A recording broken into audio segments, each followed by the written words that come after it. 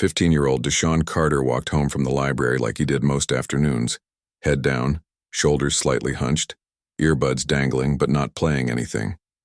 He liked the quiet. In his neighborhood, silence wasn't just peaceful, it was rare. Most days the air buzzed with car horns, shouting matches over parking spots or the low thump of bass from someone's stereo. But today the late afternoon sun cast long shadows across cracked sidewalks, and for once everything felt still. He clutched a worn copy of To Kill a Mockingbird under his arm, borrowed for the third time because he kept forgetting to return it. Not that the librarian minded. She knew he actually read it, knew he underlined sentences in pencil and scribbled questions in the margins. Reading was one of the few things that made him feel like he wasn't just surviving, but thinking, growing, maybe even dreaming a little. His sneakers scuffed against the pavement as he turned onto Elm Street, the shortcut that cut 10 minutes off his walk. His mom would be home soon from her shift at the diner, tired and smelling like coffee and fry grease, but she'd still ask how his day went. He'd say fine, and she'd nod like she believed him. They didn't talk much about the hard stuff, the bills piling up on the kitchen counter, the way the faucet dripped even after he'd tightened it 3 times, or how his little sister Maya had been coughing more lately. They just moved around it, like furniture they couldn't afford to throw out. Deshaun wasn't angry at the world. He wasn't even bitter. He just knew how things worked. You kept your head down, did your homework, didn't cause trouble, and hoped that was enough. It wasn't about being perfect, it was about staying invisible in the right ways. Then he heard it, a sharp, metallic crunch like metal biting into concrete, followed by a sound that made his stomach drop. A woman's cry. Cut short but full of pain, he stopped dead. Looked up. Down the embankment, past the overgrown weeds and rusted guardrail, a police cruiser lay on its side, steam rising from the crumpled hood. The driver's side window was shattered.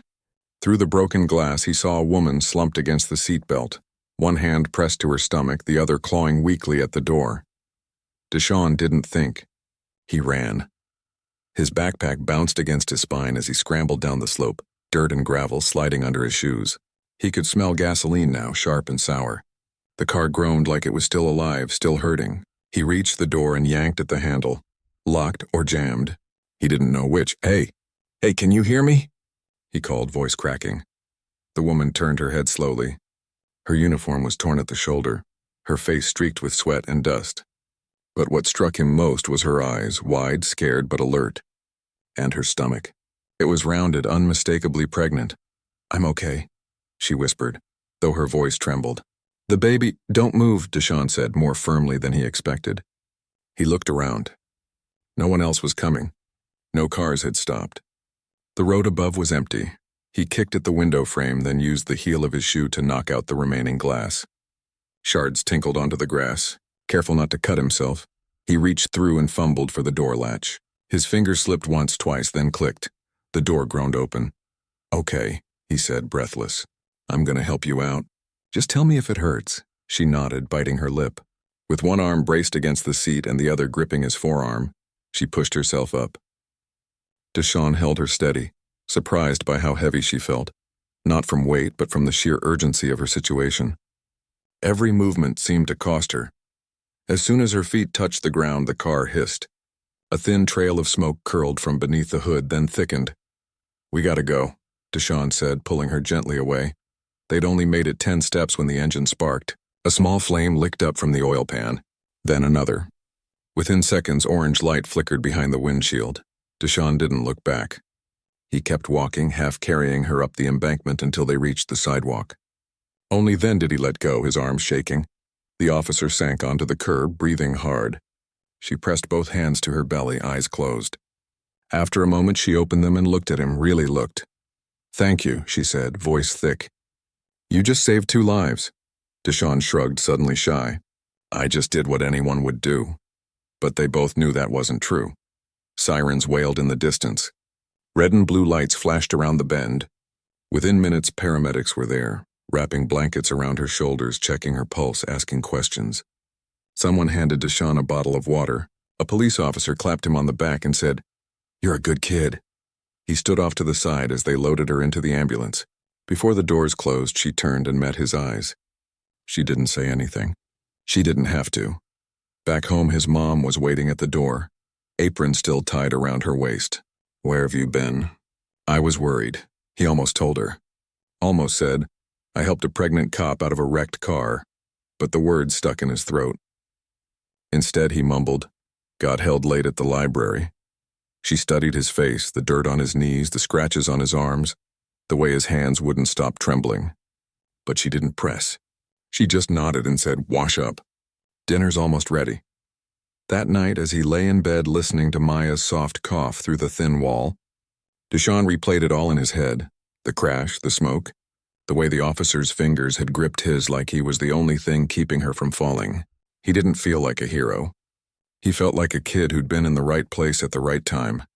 But deep down, something had shifted. For the first time in a long while, he hadn't just been reacting to life. He'd acted, and it mattered. He didn't know it yet, but that single choice, running toward danger instead of away, would echo far beyond that roadside. It would ripple through his family's life in ways no one could predict. But for now, in the quiet dark, all he knew was this. He'd done something real. And maybe, just maybe, that was enough. The next morning, Deshaun woke to the sound of his phone buzzing on the nightstand. He squinted at the screen, 3 missed calls, all from numbers he didn't recognize. He ignored them and shuffled to the bathroom, still tired from the restless night. His arms ached from where he'd braced the officer's weight, and his palms were raw from scraping against broken glass. He winced as he washed his hands, careful not to let the water sting too much. At breakfast, his mom handed him a bowl of cereal without saying much. "She'd seen the news, is that you?" she'd asked quietly the night before, pointing at the TV. The local channel had run a short segment just after the weather. Teen saves pregnant officer in Elm Street crash. There was grainy dashcam footage, a shot of the overturned cruiser, and then a blurry image of him, standing on the sidewalk in his hoodie, looking dazed. Deshaun had mumbled something about being in the wrong place at the right time. His mom had just hugged him, tight and sudden, like she was scared he might vanish. Now, as he spooned soggy cornflakes into his mouth, the doorbell rang. It was a reporter, young with a notepad and a camera slung over his shoulder. "Hey man, I just want 5 minutes. The whole city's talking about what you did." Deshaun shook his head. "I don't want to be on TV." But the reporter didn't leave. He waited, and by lunchtime another one showed up. Then a local radio station called the house. By evening, a short clip of him, filmed from across the street by someone's phone, was circulating online. In it, he's helping the officer up the slope, his face serious, his movements careful. The caption read, "Real hero doesn't wear a cape. He wears a library card." At school the next day, everything changed. Kids who'd never spoken to him nodded in the hallway. Teachers pulled him aside to say they were proud. Even the lunch lady gave him an extra cookie. But not everyone was smiling. In the back of math class, someone muttered, "Must be nice getting famous for helping a cop." Deshaun pretended not to hear, but the words stuck like gum on his shoe. That afternoon, he walked home the long way, avoiding Elm Street. He didn't want to see the skid marks or the yellow police tape still fluttering near the guardrail. But when he turned onto his block, he saw a small crowd gathered outside his building. A news van idled at the curb. His stomach dropped. Inside, his mom was on the phone, voice low and strained. "No, we don't need anything, really. He was just doing what anyone would do." She hung up and turned to him, eyes tired. "They keep offering money. Gift cards. A GoFundMe someone started without asking us." Deshaun sat on the couch, head in his hands. "I didn't do it for that." "I know," she said softly. "But people want to believe in good things. Especially now." Meanwhile, across town, the officer, Lena, was home from the hospital, resting on her couch with ice packs on her ribs and her hand resting on the swell of her belly. The doctor said both she and the baby were fine, thanks to quick intervention. But she couldn't stop thinking about the boy. She remembered his hands, steady despite their scratches. The way he hadn't panicked even when the car started smoking. Most adults would have frozen. But he'd acted like he'd been trained. She asked around at the precinct, found out his name, looked up his school. Then quietly she called the principal, not as an officer but as a grateful person, and asked if there was anything the school knew about his family situation. She wasn't digging. She just wanted to understand. What she learned troubled her. His mom worked double shifts. His younger sister had missed nearly 2 weeks of school last month due to breathing issues. Their apartment had failed a city inspection twice for mold, but the landlord hadn't fixed it. They were barely hanging on. Lena sat back, heart heavy. This kid had risked his safety for a stranger and went home to leaky ceilings and unpaid bills. It didn't sit right. She reached out to a friend who ran a nonprofit that supported families involved in community emergencies. Not the flashy kind with billboards, but the quiet group that paid security deposits, covered medical co-pays, or helped with utility shut-off notices. She told them the story. No names at first, just the facts. They agreed to look into it, but Lena knew better than to show up with a check. Pride was a real thing, especially for someone like Deshawn, who'd clearly learned to rely only on himself. So she waited. A few days later, she sent a letter. Plain envelope, no logo. Just a thank you note and a phone number. If your family ever needs anything, it read, call me. No cameras. No reporters. Just help. She didn't expect a reply. Deshawn found the letter tucked in his mailbox, addressed in neat handwriting. He almost threw it away, thinking it was another donation pitch. But something made him open it. He read it 3 times. That night, he showed it to his mom. She read it once, then folded it carefully and placed it on the kitchen table like it was sacred. You don't have to call, she said. I know, he replied. But he kept the number in his pocket. At school, the attention started to fade, replaced by the next viral moment, the next headline. But whispers remained. Some kid said he was trying to get into the police academy. Others said he'd been rewarded with a scholarship. None of it was true, but rumors don't need truth to spread. What no one saw was how Deshawn started watching the news differently. How he noticed when officers helped stranded drivers or gave out school supplies at community events. He didn't suddenly love the system, but he saw that people inside it could still be human. One afternoon, while walking Maya home from the clinic, again, for another inhaler refill, he passed a community center. A flyer on the bulletin board caught his eye. Youth Leadership Program, applications open. It was run in partnership with the city, but focused on mentorship, not enforcement. He stared at it for a long time. Maya tugged his sleeve. You should do it. Why? 'Cause you're good at helping, she said simply, adjusting her mask. And you don't even try. He smiled for the first time in days. Back home, he pulled out the letter. Dialed the number. Lena answered on the second ring. They talked for 20 minutes about Maya's health, about his mom's job, about how hard it was to ask for help when you've spent your whole life doing without. He didn't ask for anything, just listened as she explained what support might be available. Housing assistance, medical referrals, tutoring. No strings, she promised. He believed her. That conversation didn't fix everything overnight, but it planted a seed. For the first time, Deshawn didn't feel like he was carrying his family alone. There was a thread, thin but real, connecting him to someone who saw him not as a symbol or a story, but as a person, and that made all the difference. What he didn't know yet was that help sometimes comes with its own complications. That gratitude can stir up old wounds, that even good intentions can attract the wrong kind of attention. But for now, in the quiet space between crisis and calm, Deshawn allowed himself to breathe, to hope just a little, because saving someone hadn't just changed her life. It had begun to change his, too. The first sign that things were actually changing came on a Tuesday morning, when a woman in a blue vest knocked on their door. She introduced herself as from a housing nonprofit and said they'd been approved for temporary relocation. Clean apartment, no mold, close to Maya's school. Rent covered for 3 months with a chance to extend. Deshawn's mom stood frozen in the doorway, arms crossed like she was holding herself together. Who arranged this? She asked, voice tight. The woman smiled gently. Someone who cares. No strings.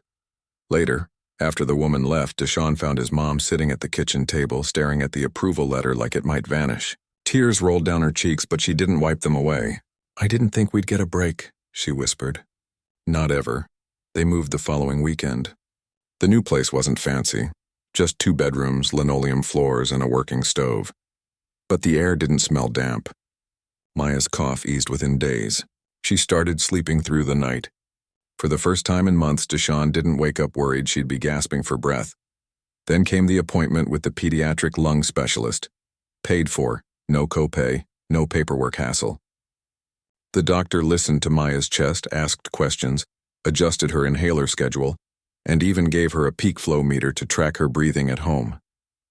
She's got asthma, the doctor said plainly, but it's manageable. She just needed the right care.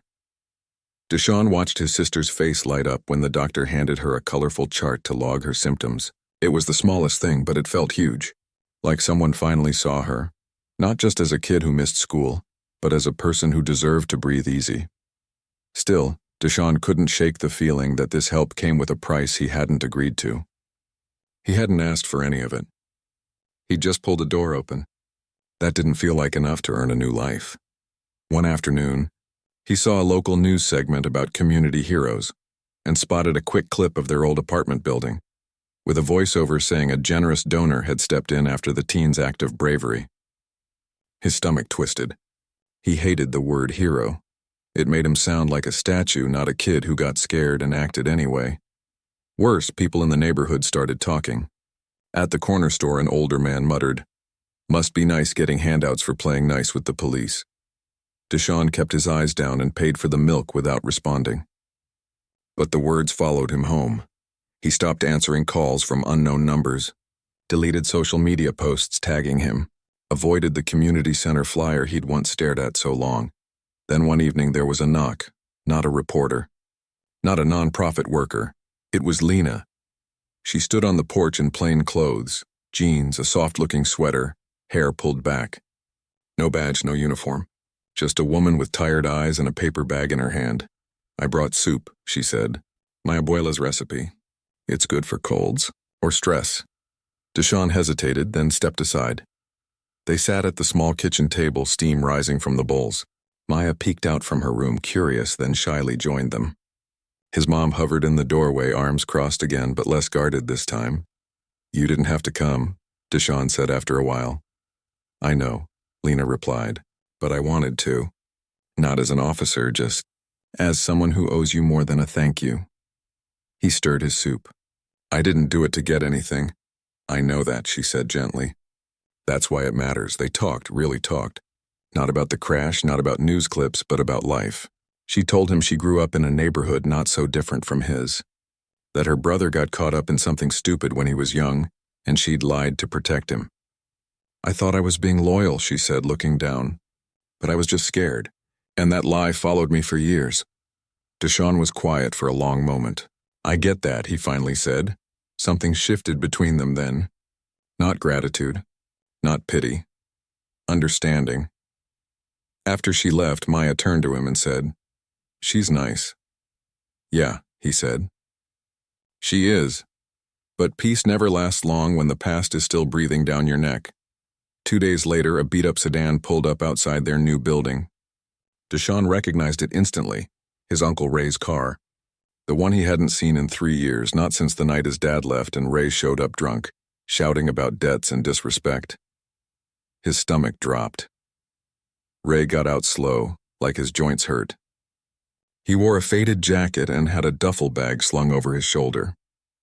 When he saw Deshawn on the steps, he grinned, too wide, too fast. "Look at you," Ray said, clapping him on the back. "Living like a king now, huh? Heard you're famous." Deshawn didn't smile. "What do you want?" "Just a place to crash. One night.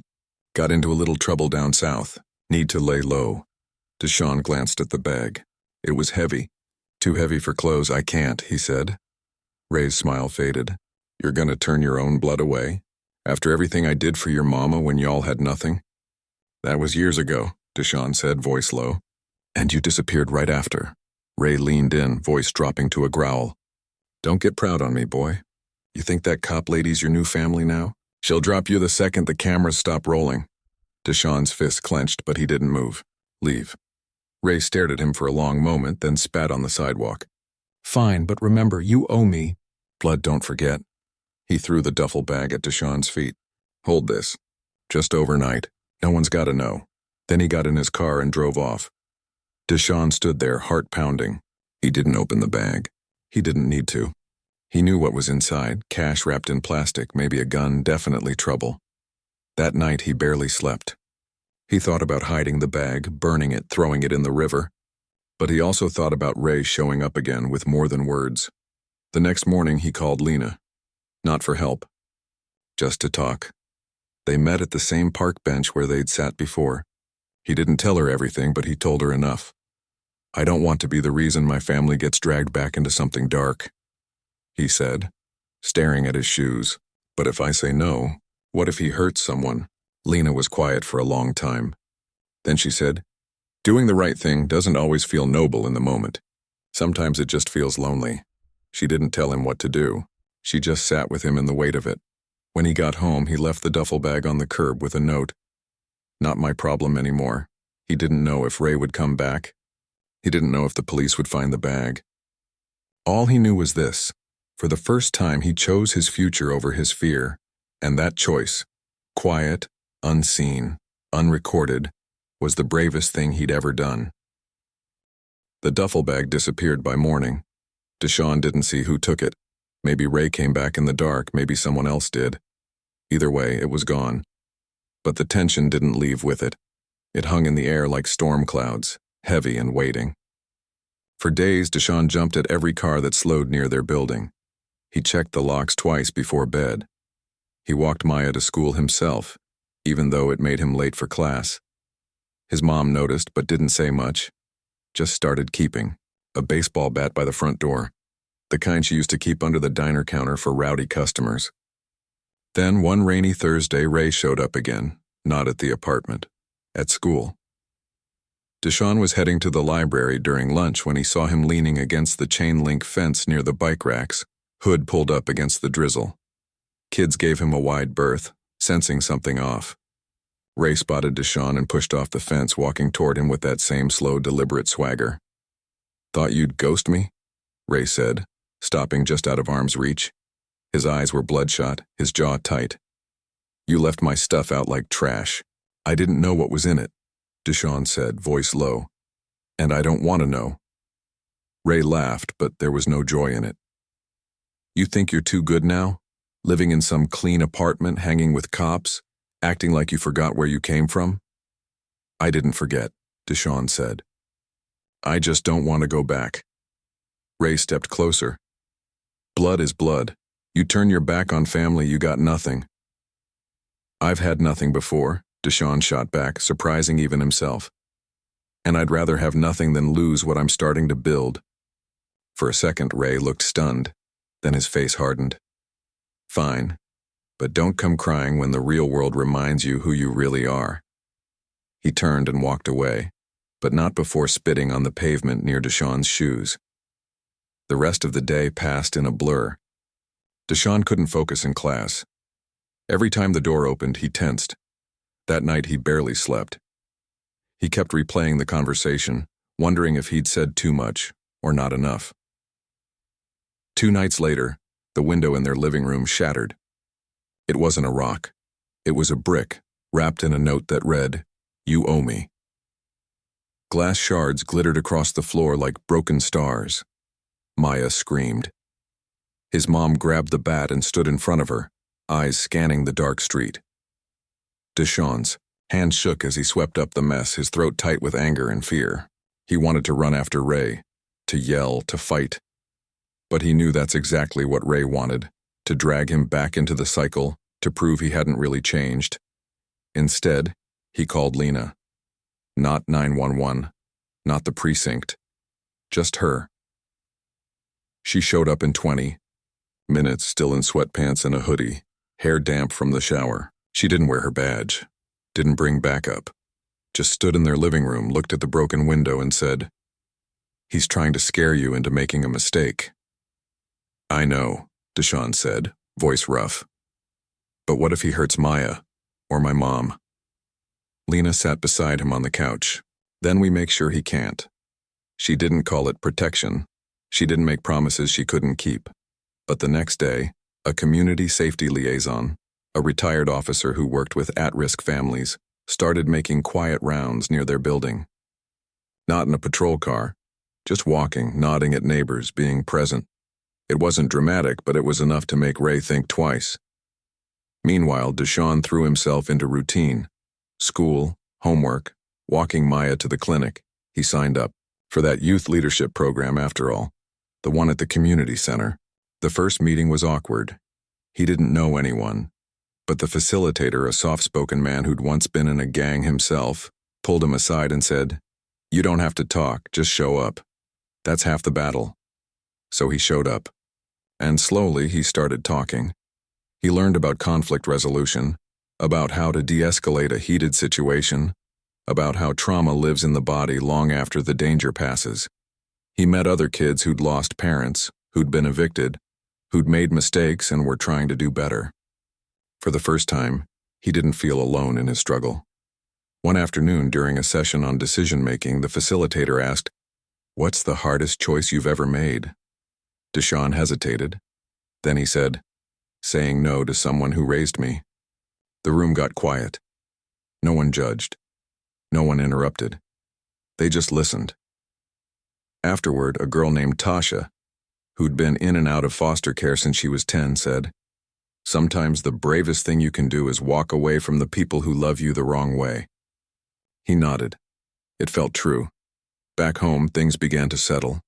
The window was replaced. The landlord, embarrassed by the incident, finally fixed the building's security lights. His mom started smiling more. Real smiles, not the tired ones she used to paste on for customers. But the real test came on a Saturday morning. Deshawn was helping Maya with her science project, a model of the lungs, made from balloons and plastic bottles, when his phone buzzed. Unknown number. He almost ignored it. But something made him answer. It was Ray. "I'm in trouble," the voice said, slurred and shaky. "Real trouble. They're coming for me. I need a place to hide. Just one night." Deshawn's stomach dropped. "I can't. You're my blood," Ray pleaded. "You can't just leave me out here." For a moment, Deshawn wavered. Memories flashed. Ray teaching him to ride a bike, sneaking him candy when his mom wasn't looking, sitting with him at the hospital when he broke his arm at 8 years old. There was love there once, buried under bad choices, but real. But then he thought of Maya sleeping soundly in the next room, of his mom finally breathing easy, of the future he was starting to believe in. "I'm sorry," Deshawn said, voice steady. "But I can't help you if it puts my family at risk." There was silence, then a curse. Then the line went dead. Deshawn sat on the floor, phone in hand, heart pounding. He didn't know what would happen next, but for the first time, he felt at peace with his choice. Later that evening, he walked to the park alone, sat on the bench where he and Lena had talked before. The sky was clear, stars just starting to blink awake. He didn't save anyone that night, didn't stop a car crash or face down a threat, but he held his ground. And in a world that kept trying to pull him backward, that was its own kind of rescue. Because sometimes saving your family doesn't mean lifting them out of danger. It means refusing to let the past drag them back in. Spring came in quietly, the way good things often do. Without fanfare, without headlines, just a slow warming of the air and the first green shoots pushing through cracked pavement. Deshawn stood in the kitchen of their new apartment, watching steam curl from a pot of rice his mom was cooking. The smell of garlic and thyme filled the room. Maya sat at the table, sketching in a notebook, her inhaler tucked neatly in her pencil case, just in case, but not needed every hour like before. It had been nearly a year since that afternoon on Elm Street. A year since he'd scrambled down a muddy slope and pulled a stranger from a wrecked car. Back then, he'd thought it was just one moment, fleeting, messy, over in minutes. He never imagined it would unravel a whole new life, thread by thread. His mom turned off the stove and wiped her hands on her apron, the new one, the one with embroidered sunflowers she'd bought herself after her first paycheck from the community college culinary program. She'd started classes in January, studying food service management. She still worked at the diner part-time, but now she talked about opening a small cafe someday, maybe near the community center, where people could grab a hot meal and feel seen. "You're quiet," she said, nudging him with her elbow. "Just thinking," he replied, smiling about a lot of things. About how Maya hadn't missed a single day of school this semester. About how his grades had climbed enough that his counselor mentioned college applications, something he'd never let himself consider before.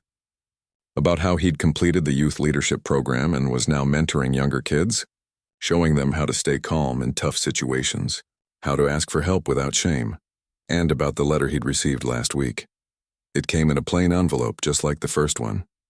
Inside was a recommendation for a summer internship with the city's emergency response outreach team, not law enforcement, but civilian support, helping coordinate resources during crises, training in first aid, learning how to assist during power outages or floods, the kind of work that happened behind the scenes but kept people safe. At the bottom, in familiar handwriting, it read, "You've already saved lives. Now let's give you the tools to keep doing it." He hadn't told anyone he'd been accepted. Not yet. He wanted to be sure it was real. Tonight, though, he would tell them. Because tonight was the graduation ceremony for the leadership program, and his whole family was coming. Even his grandma, who rarely left her house anymore, had insisted on riding the bus across town to see him walk across that tiny stage.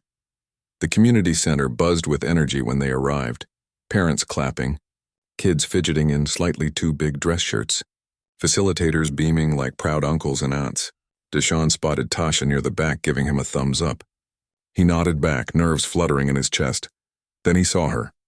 Lena stood near the refreshment table holding a baby carrier. Her hair was shorter now, and she looked tired in the soft, contented way new parents do. The baby, wrapped in a pale yellow blanket, slept peacefully against her chest, tiny fingers curled around nothing. Their eyes met. She smiled. After the ceremony, after the certificates were handed out and the group photo was taken, Deshaun walked over. "She's beautiful," he said softly, looking at the baby. "Thanks," Lena said. "She's got your timing." Calm and chaos. They stood in comfortable silence for a moment, the noise of celebration swirling around them. "I got into the internship," he finally said. "I know," she replied, pulling an envelope from her bag. "I may have put in a good word." He laughed, really laughed, for the first time in weeks. Then she handed him the envelope. Inside wasn't money, wasn't a gift card, wasn't anything flashy. Just the official acceptance letter, stamped and signed, and a note that said, "Proud of you. Not because of what you did that day, but because of who you chose to become after." He folded it carefully and tucked it into his pocket, right over his heart. Later, as they walked home under streetlights just starting to flicker on, Maya skipped ahead, humming a song from school. His mom linked her arm through his. "You did good, baby," she said. "I didn't do it alone," he admitted. And that was the truth. He hadn't saved just an officer that day. He'd opened a door, maybe not with his hands, but with his choice to care when it would have been easier to walk away. And through that door had come help, yes, but also connection, dignity, a chance. Ray never came back. There were rumors he'd left the state, maybe gone to stay with distant relatives. Deshaun didn't hate him. He just didn't let him define what family meant anymore. Family was his mom stirring pots with hope in her eyes. Family was Maya breathing deep and laughing without coughing. Family was showing up. Even when it was hard, family was choosing better again and again. A few weeks later, on his first day of the internship, Deshaun stood in a city training room, listening to a paramedic explain how to triage during a blackout. He took notes, asked questions, paid attention. At lunch, he sat with other interns, some from neighborhoods like his, some from places he'd only seen in movies. They shared stories, swapped snacks, talked about what they wanted to do next. No one called him a hero. No one filmed him. No one expected a performance. He was just Deshaun, a kid who'd made a choice and kept making them. And that was enough. As he walked home that evening, the sun low and golden, he passed the old library. On impulse, he went in.